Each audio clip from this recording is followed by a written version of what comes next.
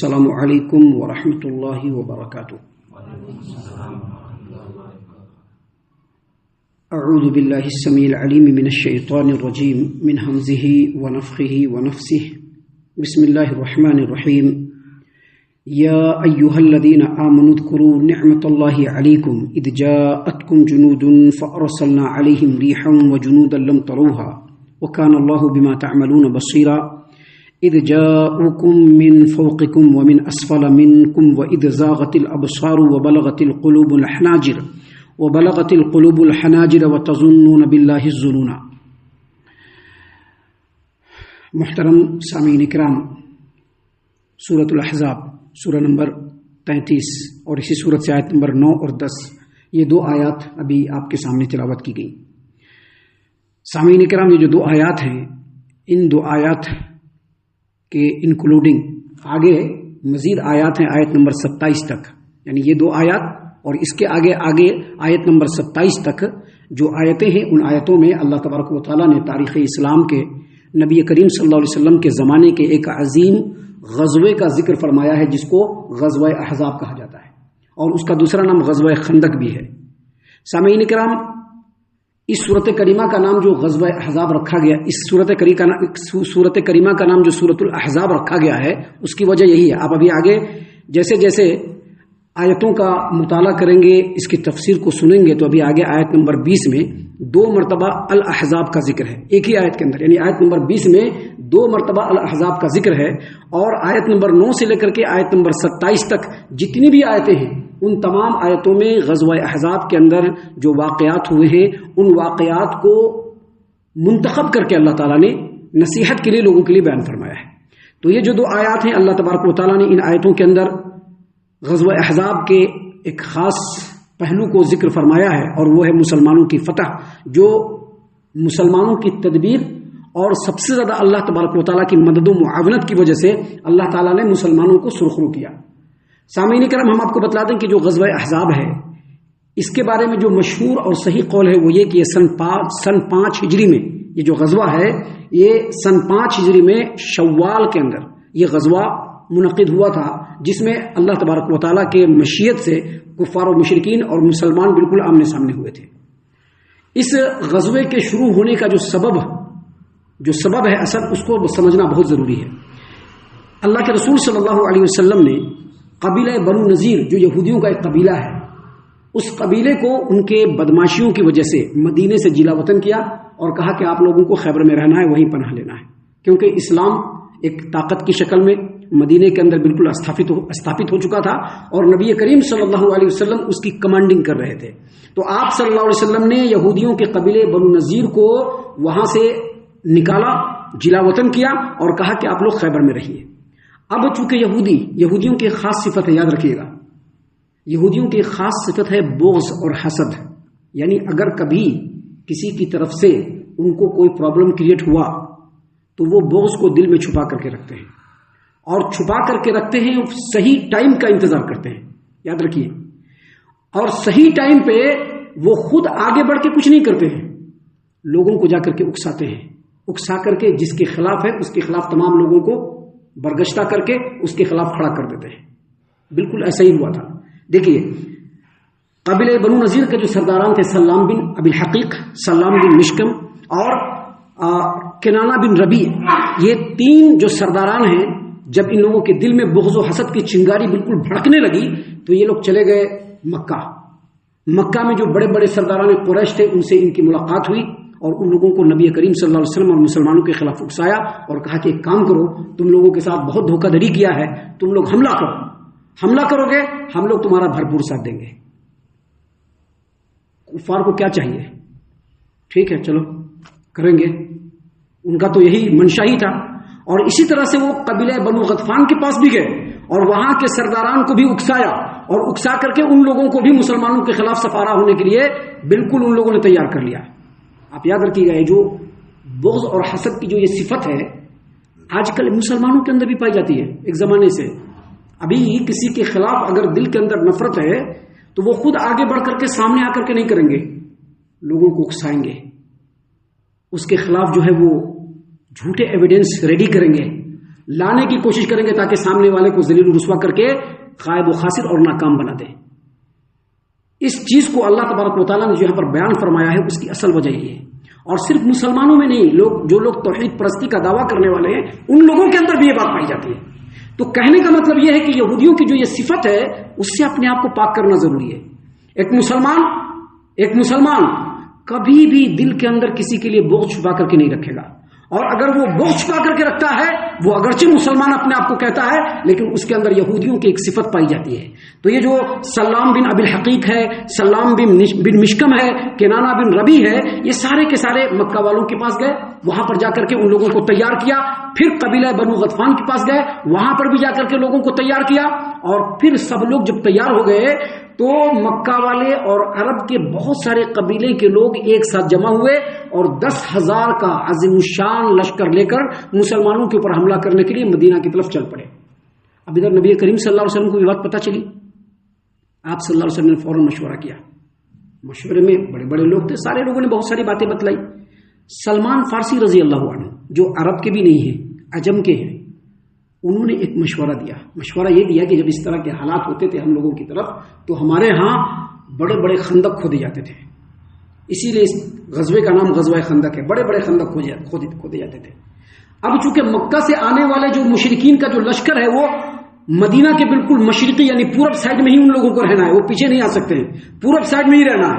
لہذا مشورے کے بعد نبی کریم صلی اللہ علیہ وسلم اور صحابہ کرام نے مل کر کے بڑا بڑا خندق کھودا، اور یہ سارے کے سارے مدینہ کے گرد میں مشرق جانب بڑے بڑے خندق کھودے، جس میں نبی کریم صلی اللہ علیہ وسلم بھی بنفس نفسی شامل ہوئے. کھودا گیا، مٹی کو شفٹ کیا گیا. اس درمیان میں بہت سارے معجزے رونما ہوئے جس کو انشاءاللہ کبھی ہم اپنے وقت پر بیان کریں گے. لیکن یہاں پر بیان کرنے کا مقصد یہ ہے کہ مشرکین آگے آنے کے بعد احد پہاڑ کے بالکل نیچے جانب ان لوگوں نے اپنا مدینے کے بالکل پورا طرف احد پہاڑ کے بالکل دامن میں ان لوگوں نے پناہ لیا اور وہاں پر ڈیرا ڈالا. ادھر آپ کو ہم یہ بھی بتلا دیں کہ مدینے کے اندر ایک اور قبیلہ تھا یہودیوں کا، بنو قریظہ. ایک بنو نذیر جس کو جلا وطن کر دیا گیا تھا، دوسرا بنو قریظہ. بنو قریظہ سے نبی کریم صلی اللہ علیہ وسلم کا معاہدہ تھا کہ بھائی ہم لوگوں کی اگر لڑائی کسی سے ہوگی تو آپ لوگوں کو اس میں شرکت نہیں کرنا ہے. لیکن ہمیشہ یاد رکھیے یہودی اور یہودی صفت کے لوگ کبھی بھی ان پر بھروسہ نہیں کر سکتے. جو لوگ یہودی ہے وہ اور جو لوگ یہودی صفت ہے ان پر کبھی بھی بھروسہ نہیں کر سکتے، کیونکہ کبھی بھی وہ اپنے چال کو دکھلائے گا. یہی حال ہوا بنو نذیر کا، بنو قریظہ کا. بنو نذیر کا ایک سردار ہے حوی بن اخطب، یہ گیا بنو نذیر کے پاس اور جا کر کے بنو قریظہ کے پاس اور جا کر کے اس کو اکسایا، ہماری برادری کو ہو، ہم لوگ ہیں آپس میں، یہ مسلمان کیا آ کر کے ادھر اتنا بڑا جو ہے ریاست بنا لیا ہے، یہ لوگ جو ہے ہم لوگوں کے دین پر بھی حملہ کرنے والے، یہ لوگ جو ہے قرآن اور حدیث کی بات کرنے والے، یہ لوگ جو ہے اللہ تبارک و تعالیٰ کی توحید کی بات کرنے والے، اور ہم لوگ ایک ٹائپ کے لوگ ہیں، چھوڑو. جب بہت زیادہ اکسایا تو بنو قریظہ نے بھی نبی کریم صلی اللہ علیہ وسلم سے عہد کو توڑ دیا. لشکر کتنا تھا؟ 10,000. 800 جنگجو ان لوگوں کے ساتھ ہے. گویا کہ 11,000 کا جو لشکر ہے وہ مدینہ کے باہر مسلمانوں کو ان کے انجام تک پہنچانے کے لیے بالکل ریڈی. اور مسلمانوں کی تعداد کتنی؟ ایک روایت کے مطابق 3,000 سوار، 3,000 جو ہے جنگجو، اور ایک روایت کے مطابق 3,700. لیکن اللہ تبارک و تعالیٰ نے پہلے ہی اس کا انتظام فرما دیا. سلمان فارسی رضی اللہ عنہ کے مشورے پر وہاں پر خندق کھود دیا گیا، اور خندق اتنے لمبے چوڑے تھے کہ چاہے وہ پیدل سوار ہو چاہے سواری ہو وہ پار نہیں کر سکتا تھا. لہذا ان 11,000 مشرکوں کا جو لشکر تھا وہ 1 مہینے تک مسلمانوں کا گھیراؤ کیے رہا. یہ جو جنگ احزاب ہے جس کو غزوہ خندق کہتے ہیں، 1 مہینے تک محاصرہ کیے رہا، لیکن یہ لوگ آ نہیں سکے. لیکن چونکہ مسلمانوں کے اوپر بڑا خطرہ تھا، کیونکہ 11,000 کا لشکر کہاں 3,000، اور پورا مدینہ، اور مدینے کے اندر جو ہے عورتیں اور بچے، ان لوگوں کو بھی جو ہے گھیر کر کے رکھ دیا گیا تھا. بڑے بڑے بلڈنگوں کے اندر ان کو بند کر دیا گیا تھا، اسی میں وہ لوگ رہ رہے تھے. 1 مہینہ کے درمیان میں ایک مشرکین کا ایک ایسا آدمی جس کا نام عمرو بن عبد ود العامری، یہ زمانہ جاہلیت میں بہت بڑا شہ سوار اور بہت بڑا بہادر مانا جاتا. اس نے کیا کیا کہ چند لوگوں کو ساتھ لیا اور پورے خندق کو ایک طرف سے اس نے معائنہ کر کے کہیں سے اس کو لگا کہ ہاں یہاں سے جایا جا سکتا ہے، چند سواروں کو لے کر کے اس پار سے اس پار مدینے کے اندر داخل ہونے کی کوشش کیا، مسلمانوں کی طرف داخل ہونے کی کوشش کیا۔ جب مسلمانوں کو لگا کہ وہ لوگ آ رہے ہیں تو نبی کریم صلی اللہ علیہ وسلم نے گھڑ سواروں کو دعوت دیا کہ آپ لوگ آگے بڑھیے اور ان سے مقابلہ کیجیے، لیکن کوئی آگے بڑھنے کے لیے تیار نہیں، کیونکہ جنگ احزاب کا جو منظر تھا اتنا خطرناک تھا کہ آپ سوچ نہیں سکتے تھے۔ مسلمانوں کے اوپر 1 مہینے تک صبح و شام موت منڈرا رہی تھی، کب دشمن مدینے کے اندر داخل ہو جائے اور تمام مسلمانوں کو بالکل ازدہے کی طرح سے نگل لے، سب لوگ پریشانی کے عالم میں تھے۔ اب یہ جو ایک سوار اور اس کے ساتھ چند سوار جو ادھر چلے گئے تو نبی کریم صلی اللہ علیہ وسلم نے چند گھڑ سواروں کو کہا کہ جائیے لڑیے، وہ لوگ ریڈی نہیں ہوئے، تو لاسٹ میں نبی کریم صلی اللہ علیہ وسلم نے علی ابن ابی طالب رضی اللہ عنہ کو کہا کہ چلو تم جاؤ۔ علی رضی اللہ عنہ نبی کریم صلی اللہ علیہ وسلم کا حکم ملا تھا کہ آگے بڑھے۔ تھوڑی دیر دونوں میں لڑائی ہوئی اور تھوڑی ہی دیر کے بعد علی رضی اللہ عنہ نے اس کا کام تمام کیا اور اس کے قتل کے ساتھ ہی مسلمانوں کی فتح کا آغاز ہو گیا۔ اللہ تبارک و تعالیٰ کی مدد آنا شروع ہو گئی، اللہ تبارک و تعالیٰ نے تیز و تند ہوا چلا دیا۔ یہاں پر سمجھنے کی بات یہ ہے کہ ہاتھ پر ہاتھ دھر کے بیٹھنے سے کامیابی نہیں ملے گی، کامیابی کے لیے کوشش کرنا پڑے گا۔ جب تک علی رضی اللہ عنہ کی اس آدمی سے لڑائی نہیں ہوئی اور اس کو اس کے انجام تک علی رضی اللہ عنہ نے نہیں پہنچایا، جب تک دروازے بالکل بند تھے، اور جیسے ہی اس کو قتل کیا فتح کے دروازے کھلے، اللہ تبارک و تعالیٰ نے تیز و تند ہوا کو بھیج دیا۔ اتنی سخت ہوا تھی کہ ان کے ٹینٹ اکھڑ گئے، جتنے خیمے تھے سب کے سب اکھڑ گئے، دیگیں الٹ گئی، نہ وہ آگ جلا سکتے تھے نہ وہاں پہ قرار پا سکتے تھے، اور اخیر میں مجبور ہو کر کے تمام کفار و مشرکین کو جو 11,000 کا لشکر تھا وہاں سے بھاگنا پڑ گیا۔ اللہ تبارک و تعالیٰ نے یہاں پر اسی بات کو بیان فرمایا، یا ایھا الذین آمنوا اذکروا نعمت اللہ علیکم اذ جاءتکم جنود فارسلنا علیہم ریحا۔ اے ایمان والو، اپنے اوپر اللہ کی نعمت کو یاد کرو جو اس نے تم پر اس وقت کی جب فوجیں تم پر حملہ کرنے کو چڑھ آئی تو ہم نے ان کے اوپر ہوا بھیج دیا۔ یہ ہوا کون سی تھی؟ باد صبا۔ یہ ہوا کون سی تھی؟ باد صبا۔ حالانکہ ہوا قوم عاد پر بھی آئی تھی، آپ کو پتا ہوگا قوم عاد پر جو ہوا آئی تھی تو ان لوگوں کو ہلاک و برباد کر دیا، لیکن یہ جو باد صبا ہے یہ اللہ کے رسول صلی اللہ علیہ وسلم اور مسلمانوں کی مدد کے لیے آئی تھی۔ امام مجاہد رحمۃ اللہ علیہ فرماتے ہیں، حافظ ابو جعفر ابن جریر طبری رحمۃ اللہ علیہ نے تفسیر الطبری کے اندر اور امام ابن ابی حاتم نے تفسیر ابن ابی حاتم کے اندر بیان فرمایا ہے، یہ جو ہوا تھی یہ باد صبا تھی، اور اس کی تائید نبی کریم صلی اللہ علیہ وسلم کی حدیث سے بھی ہوتی ہے۔ صحیح البخاری کتاب بدء الخلق حدیث نمبر 3205 اور صحیح مسلم کی روایت ہے، نبی کریم صلی اللہ علیہ وسلم نے فرمایا، نصرت بالصبا واہلکت عاد بالدبور، مجھ کو یعنی ہم لوگوں کو صبا ہوا کے ذریعے سے مدد کیا گیا اور قوم عاد کو پچھیا ہوا کے ذریعے سے ہلاک کر دیا گیا۔ سامعین کرام، اللہ تبارک و تعالیٰ نے فرمایا آگے، وجنودا لم تروها، یعنی اللہ تبارک و تعالیٰ نے ہوا تو بھیجا ہی بھیجا، ایسے لشکر کو بھیجا جس کو تم نے نہیں دیکھا، اور وہ لشکر کون تھے؟ فرشتے تھے جو آئے اور آ کر کے ان لوگوں کا کام صرف یہ تھا کہ یہ جو مشرکین ہے ان کے دلوں میں خوف ڈالنا، اور خوف ڈالا، اتنا خوف ڈالا کہ وہ لوگ بھاگنے پر مجبور ہو گئے۔ اس سلسلے میں ایک روایت ہے جس کو حافظ ابن کثیر رحمۃ اللہ علیہ نے بالکل یہیں پہ روایت کیا ہے، اور یہ روایت صحیح مسلم کی بھی ہے کہ امام مسلم نے اپنی صحیح میں ابراہیم التیمی اس سے روایت کیا، اور ابراہیم التیمی نے اپنے باپ سے روایت کیا کہ حذیفہ بن یمان رضی اللہ عنہ ہمارے پاس تھے، تو ان میں سے ایک شخص نے کہا کہ اگر میں رسول اللہ صلی اللہ علیہ وسلم کا زمانہ پا لیتا تو آپ صلی اللہ علیہ وسلم کے ساتھ خوب جہاد کرتا۔ تو حذیفہ رضی اللہ عنہ کا کہ ہاں خوب جہاد کرتے، دیکھو ہم تم کو بتاتے ہیں، ہم لوگ احزاب کی رات یعنی جنگ احزاب کی رات، ہم لوگ جنگ احزاب کی رات رسول اللہ صلی اللہ علیہ وسلم کے ساتھ تھے، بالکل سخت اور گھپ اندھیرا تھا اور بادیں سرسر بڑی تیزی سے چل رہی تھی، بالکل ماحول بالکل کولڈ ہو گیا تھا۔ آج سوچئے کہ ذرا سا ٹھنڈا پڑتا ہے، گھر کے اندر جانے کے بعد بھی پریشانی نہیں ہٹتی ہے، اور یہاں تمام کے تمام مسلمان کہاں ہے؟ میدان کے اندر ہیں، اور بالکل گھپ اندھیرا ہے، ہوا کی جو تیزی ہے وہ اتنی تیزی ہے کہ پورے ماحول کو بالکل کڑاکے کی سردی میں بدل دیا ہے، سارے کے سارے صحابہ ٹھٹھوئے ہوئے۔ اسی میں نبی کریم صلی اللہ علیہ وسلم نے فرمایا کہ کیا کوئی شخص ہے جو دشمن کے پاس جائے اور ان کی خبر لے کر کے آئے، اس مدد کے بدلے میں اللہ تبارک و تعالیٰ قیامت کے دن اس کو میرے ساتھ کھڑا کرے گا۔ دیکھیں کتنی بڑی بات ہے، کتنا بڑا آفر ہے، اور صحابہ ہیں، لیکن پھر بھی کوئی کچھ نہیں بول رہا ہے. آپ اس سے اندازہ لگا سکتے ہیں کہ ماحول کتنا وحشتناک اور دہشتناک ہوگا کہ نبی کریم صلی اللہ علیہ وسلم نے فرمایا کہ کیا کوئی شخص ہے جو دشمن کی خبر میرے پاس لائے اور اس کی اس قربانی کی وجہ سے اللہ تعالیٰ قیامت کے دن اس کو میرا ساتھ دے گا. یہ کہا تو کوئی کچھ نہیں بولا. حذیفہ رضی اللہ عنہ بھی دبکی مار کر کے بیٹھے ہوئے، کوئی کچھ نہیں بول رہا ہے. دوسری مرتبہ خود پھر نبی کریم صلی اللہ علیہ وسلم نے کہا کوئی ایسا ہے جو دشمن کے خیمے میں جائے اور ان کی خبر لے کر کے آئے اور اس کے بدلے میں اللہ تعالیٰ قیامت میں اس کو میرا ساتھ دے گا. پھر کوئی نہیں اٹھتا ہے، کوئی کچھ نہیں بولتا ہے.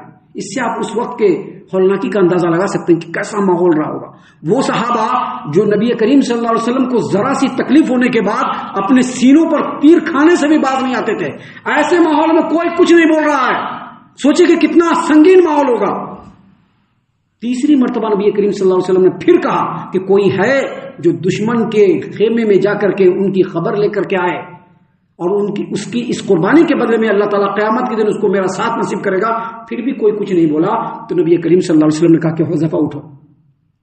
جب کوئی کچھ نہیں بولا تو آپ صلی اللہ علیہ وسلم نے حکم دیا حذیفہ اٹھو. حذیفہ رضی اللہ عنہ نے کہا کہ جب نبی کریم صلی اللہ علیہ وسلم کا حکم آ گیا تو اب اٹھنے کے علاوہ میرے پاس کوئی چارہ نہیں تھا. میں اٹھا، کہا کہ جاؤ دشمن کی خبر لے کر کے آؤ، لیکن یاد رکھو میری طرف سے ان کو ڈرانا مت. ایسا نبی کریم صلی اللہ علیہ وسلم نے کیوں کہا؟ کیونکہ اللہ کی مدد آ چکی تھی، اب مشرکوں کو پیچھے بھاگنا تھا. اس لیے نبی کریم صلی اللہ علیہ وسلم نے کہا کہ جاؤ اور دشمن کی خبر لے کر کے آؤ لیکن ڈرانا مت. حذیفہ رضی اللہ عنہ کہتے ہیں کہ جب میں جا رہا تھا تو مجھ کو ایسا لگ رہا تھا کہ میں حمام میں کھڑا ہوں، یعنی اتنا کولڈ، اتنی تیز ہوا. آج تو حمام ہمارے گھروں کے اندر ہے، پہلے ایسا نہیں تھا. تو ان کو ایسا لگ رہا تھا کہ حمام میں چل رہے ہیں. چلتے ہوئے دشمن کے خیمے کے پاس پہنچے تو دیکھا ابو سفیان جو ہے، جو اس پورے لشکر کا جو ہے سردار ہے، وہ آگ کی طرف اپنی پیٹھ کیے ہوئے آگ کو تاپ رہا ہے. دل میں خیال آیا، تیر نکالا، کمان سنبھالا، ترکش سے تیر نکالا اور کس لیا کہ بس یہیں پر ماریں گے اور ختم کر دیں گے. حالانکہ یہ ابو سفیان بعد میں مسلمان ہو گئے، لیکن اللہ کے رسول صلی اللہ علیہ وسلم نے کہا کہ کسی کو ڈرانا مت. یہ بات دل میں آتے ہی فوراً انہیں تیر کو نیچے کر لیا، پوری خبر لے لی، واپس گئے تو پھر وہی کہا کہ ایسا لگ رہا تھا کہ میں حمام میں چل رہا ہوں. وہاں پہنچنے کے بعد سارا ماجرا نبی صلی اللہ علیہ وسلم کو سنایا اور پھر کہا کہ ان تمام کاموں سے فارغ ہونے کے بعد مجھ کو سخت سردی لگنے لگی تھی. تو میں نے نبی صلی اللہ علیہ وسلم کو کہا کہ مجھ کو بڑی سردی لگ رہی ہے. تو نبی کریم صلی اللہ علیہ وسلم نے وہ عبا جو انہوں نے اپنے اوپر ڈالا ہوا تھا جس میں وہ نماز پڑھتے تھے اس کا ایک حصہ مجھ کو اڑا دیا اور میں اتنا سویا کہ صبح تک میری نیند نہیں کھلی. صبح کو رسول اللہ صلی اللہ علیہ وسلم نے کہا قم یا نعمان، قم یا نعمان، اے نعمان بہت زیادہ سونے والے اٹھ جاؤ. تو یہ روایت ہے. اس روایت کی روشنی میں اللہ تبارک و تعالیٰ کے اس کلام کو سمجھیے کہ اللہ تبارک و تعالیٰ نے فرمایا کہ یا ایھا الذین آمنوا اذکروا نعمت اللہ علیکم اذ جاءتکم جنود فارسلنا علیہم ریحا وجنودا لم تروها کہ اے مومنو اپنے اوپر اللہ تبارک و تعالیٰ کی اس نعمت کو یاد کرو جو اس نے تم پر کیا کہ جب تمہیں کفار کے لشکروں نے آ لیا تو ہم نے ان پر آندھی بھیجی اور فرشتوں کے ایسے لشکر بھیجے جسے تمہیں دیکھا نہیں تھا. وکان اللہ بما تعملون بصیرا، اور تمہارے تمام اعمال کو اللہ تعالیٰ دیکھ رہا ہے. اذ جاءکم من فوقکم ومن اسفل منکم، یعنی مشرکین تمہارے اوپر سے بھی چڑھائے تھے اور نیچے سے بھی چڑھائے تھے. ایسی تمہاری حالت ہو گئی تھی کہ تم گر گئے تھے. اگر اللہ کی مدد شامل حال نہیں ہوتی تو تم لوگ سارے کے سارے تباہ و برباد ہو جاتے. اللہ نے فرمایا وَإِذْ زَاغَتِ الْأَبْصَارُ وَبَلَغَتِ الْقُلُوبُ الْحَنَاجِرَ، اس وقت کے حالات کی وجہ سے تمہاری آنکھیں خوف و دہشت سے پھٹ گئی تھی کہ اب مسلمانوں کا کیا ہوگا، اور تمہارا ڈر کے مارے کلیجہ تمہارے منہ کو آ گیا تھا. وَتَظُنُّونَ بِاللَّهِ الظُّنُونَ، اور تم اللہ کے بارے میں طرح طرح کے گمان کرنے لگے تھے. حالات اتنے خراب تھے کہ حافظ ابو جعفر ابن جریر طبری رحمۃ اللہ علیہ تفسیر الطبری میں فرماتے ہیں کہ اللہ کے رسول صلی اللہ علیہ وسلم کے ساتھ کے لوگ کہنے لگے تھے کہ مسلمانوں کے اوپر گردش ایام آ گیا ہے، اور یہ آنا ہی تھا. اور لوگوں کے کا نفاق جو ہے پھوٹ کر کے باہر آنے لگا تھا. کچھ لوگوں نے کہا کہ نبی کریم صلی اللہ علیہ وسلم تو ہم لوگوں سے وعدہ کیا تھا کہ کیسر و کسرا کے خزانے لے کر کے آئیں گے، لیکن حال ایسا ہو گیا ہے کہ ہم اپنی ضرورت پوری کرنے کے لیے بھی باہر نہیں نکل سکتے. منافقوں نے کہنا شروع کر دیا کہ اللہ اور اس کے رسول نے ہم لوگوں کے ساتھ فراڈ کیا ہے، جبکہ مسلمانوں نے کہا کہ اللہ تبارک و تعالیٰ مومنوں نے کہا اللہ تبارک و تعالیٰ اور اس کے رسول صلی اللہ علیہ وسلم اپنے وعدے میں سچے ہیں، مسلمانوں کو سرخروئی ملے گی اور ہمارا دین تمام دینوں پر غالب آئے گا، اور ایسا ہی ہوا جس کی پوری تفصیل انشاءاللہ آگے آپ کے سامنے بیان کی جائے گی۔ ہم اللہ سے دعا کرتے ہیں کہ اللہ تعالیٰ ہم تمام کو ان تمام باتوں کے اوپر خوب غور و فکر اور تدبر کرنے کے ساتھ ساتھ ان باتوں پر عمل کرنے کی بھی توفیق عنایت فرمائے، آمین۔ اللہ تعالیٰ ہم تمام کو صحیح معنوں میں پکا سچا مومن مسلمان بنائے، اللہ اور اس کے رسول صلی اللہ علیہ وسلم کی اطاعت و فرما برداری کرنے والا بنائے، صحابہ کرام رضی اللہ عنہم کے طریقے پر چلنے والا بنائے، جنت الفردوس میں جگہ عطا فرمائے۔ اے اللہ ہم تمام کو جہنم سے پناہ دے، اے رب العالمین ہم تمام کو جہنم سے پناہ دے، اے مالک الملک ہم تمام کو جہنم سے پناہ دے، آمین یا رب العالمین وما علینا الا البلاغ المبین۔ تبارك الذي نزل الفرقان على عبده ليكون للعالمين نذيرا